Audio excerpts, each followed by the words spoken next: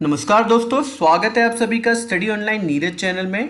मैं नीरज नागफा से इस वीडियो में लेकर आया हूँ सिलोजिज्म टॉपिक के आइदर और कंसेप्ट को।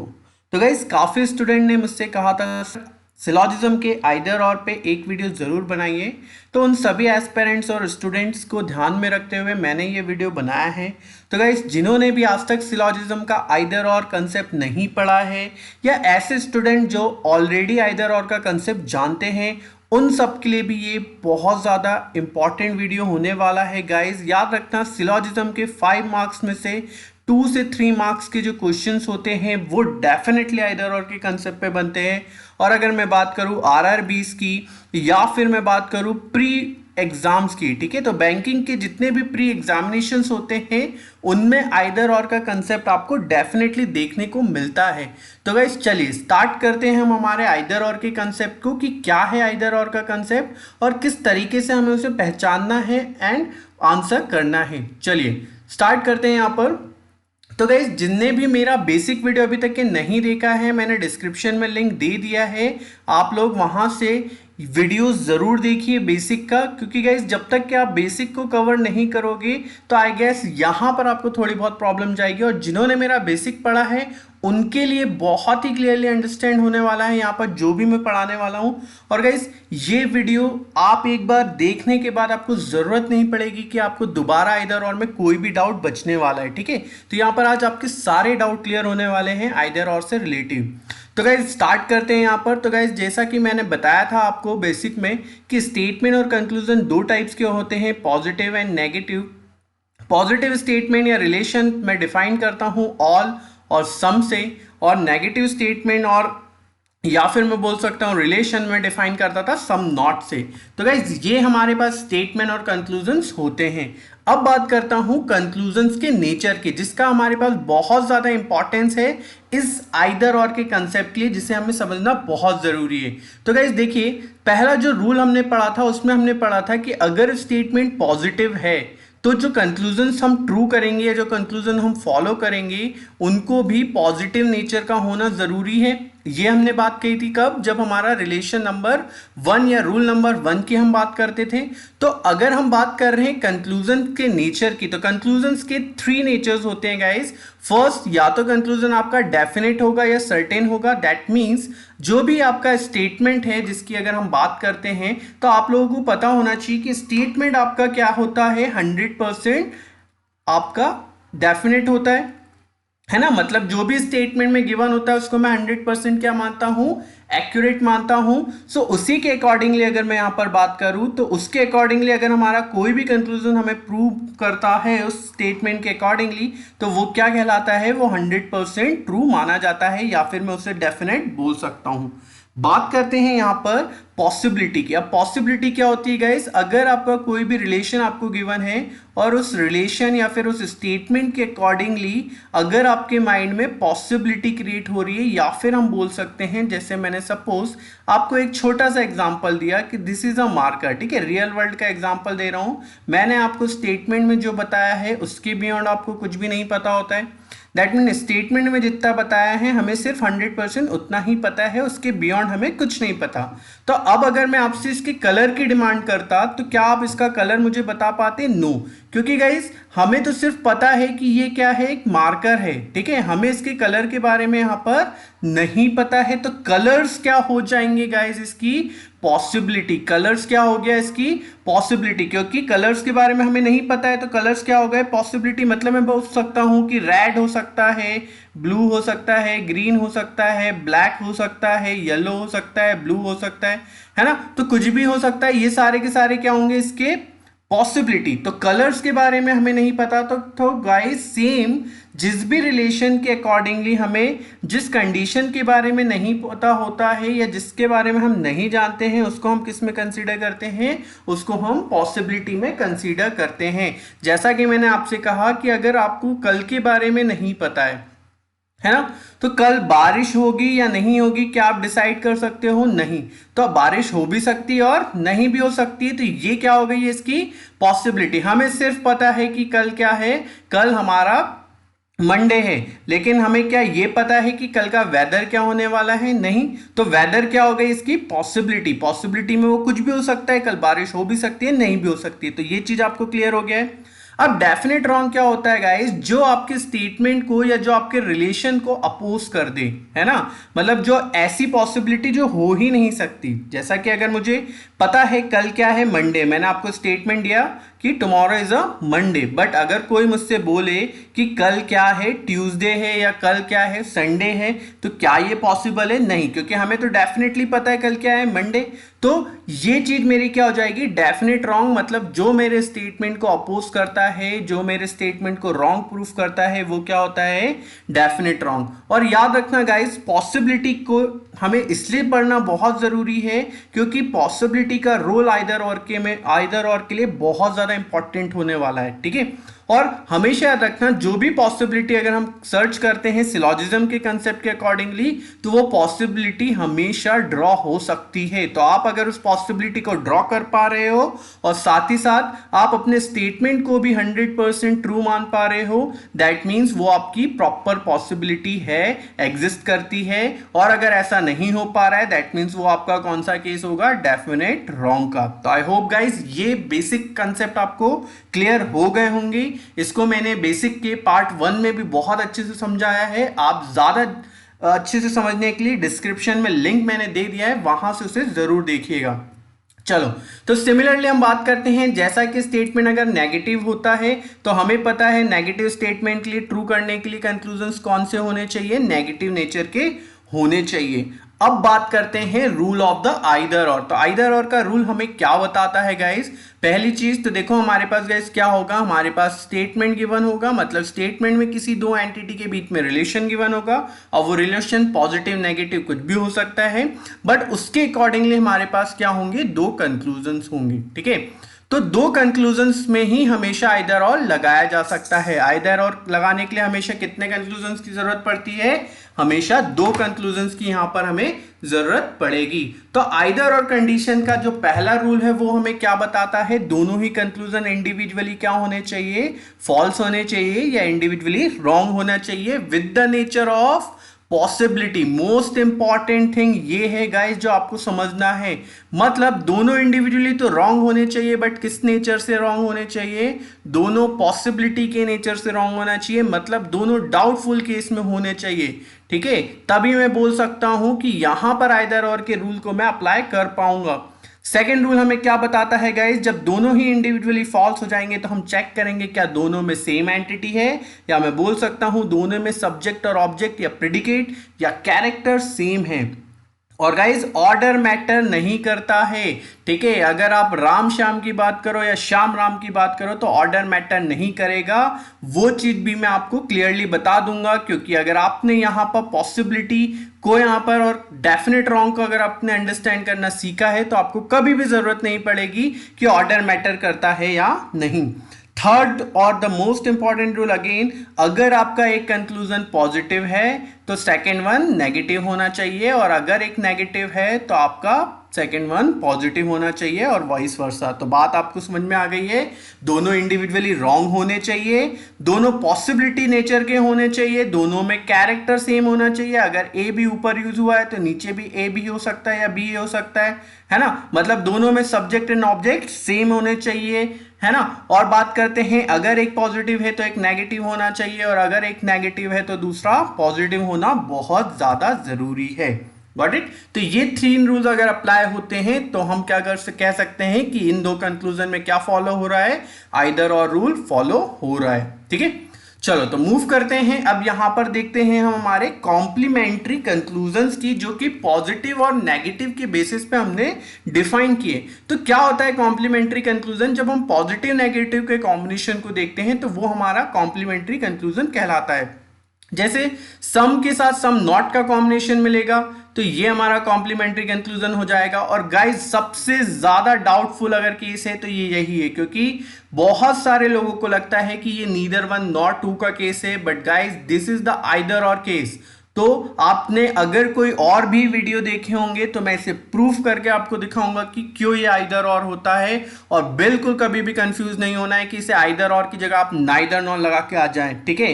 क्योंकि आप जो रूल आज पढ़ने वाले हैं, जिस तरीके से आपने रूल को समझना है, वहां से आपका ये डाउट क्लियर हो जाएगा कि ये डेफिनेटली आइदर और बनते ही हैं, ठीक है। कई लोगों को लगता है कि कॉम्प्लीमेंट्री नहीं होते हैं, but that is the fact कि ये आइदर और बनाते हैं, ठीक है। चलो नेक्स्ट हो सकता है सम से, और एक हो सकता है नो से, एक हो सकता है ऑल से, और एक हो सकता है सम नॉट से। अब बात करते हैं गाइस एक्सेप्शन की, कि एक्सेप्शन क्या होता है आइदर और का। अगर आपका एक कंक्लूजन ऑल से है और सेकंड वन नो से है, तो वो कंक्लूजन हमारे क्या हो जाते हैं, वो एक्सेप्शन बन जाता है। और उस केस में हम आइदर और की जगह पर क्या आंसर लगाते हैं, नाइदर वन नॉर टू, और या फिर मैं बोल सकता हूं बोथ आर नॉट फॉलो। तो गाइज इसको भी बहुत अच्छे से ध्यान रखना है कि क्यों ये हमारा एक्सेप्शन बनता है।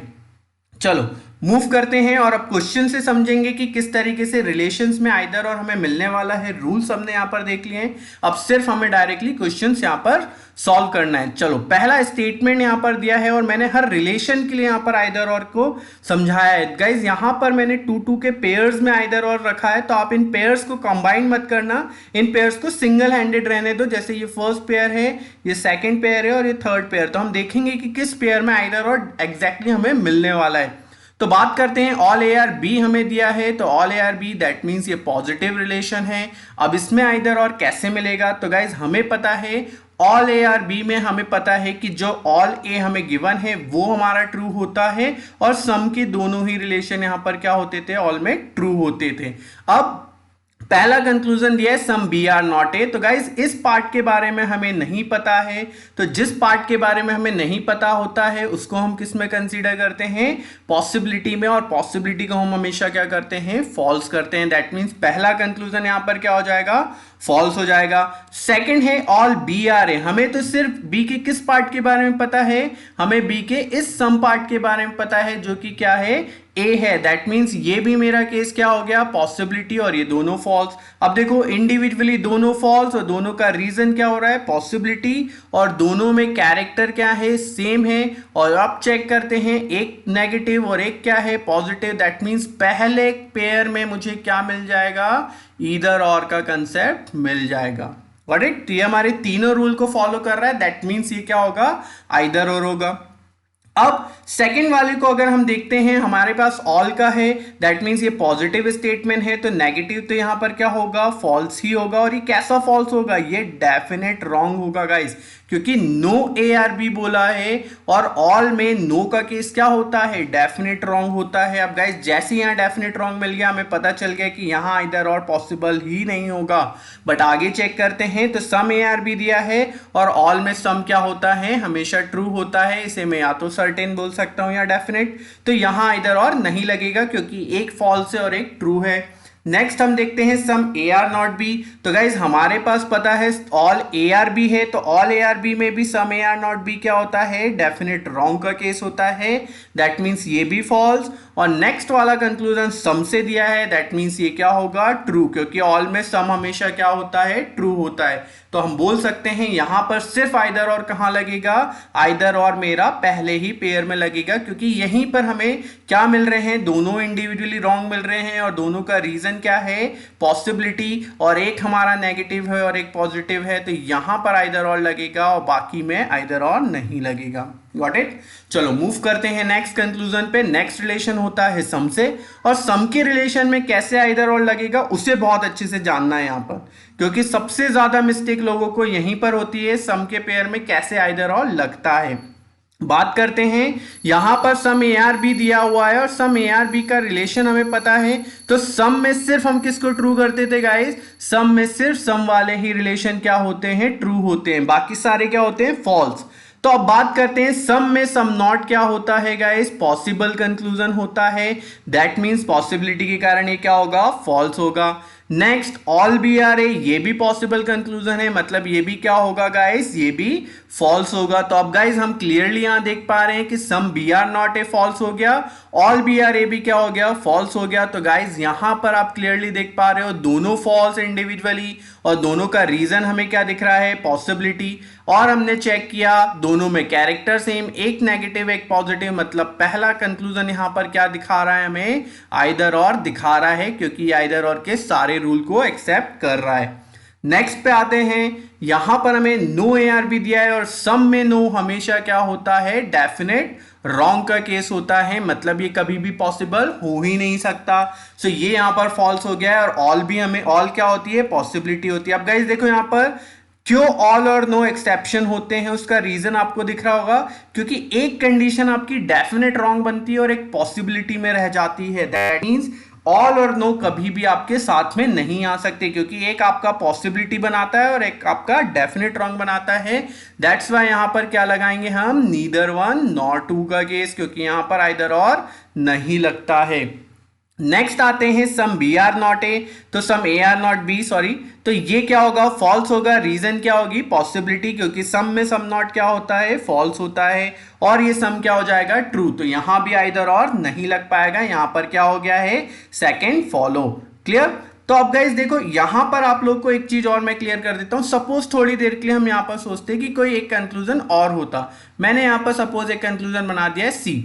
अब अगर मैं लास्ट वाले कंक्लूजन की जगह पे यहां पर लिख देता हूं सी और यहां पर लिख देता हूं सी, तो गाइज अब देखो जब ये सम ए आर नॉट सी की बात होती, तो गाइज देखो ए और सी में कोई भी रिलेशन नहीं है, मतलब इनके बीच की सारी कंडीशन हमें मिलेगी, वो क्या होगी कंक्लूजन में, सारी की सारी पॉसिबिलिटी होगी, है ना। जिसके बारे में आप नहीं जानते हो उनके बारे में तो आप क्या बोलोगे कि उनके बीच में सारी की सारी क्या है, पॉसिबिलिटी है।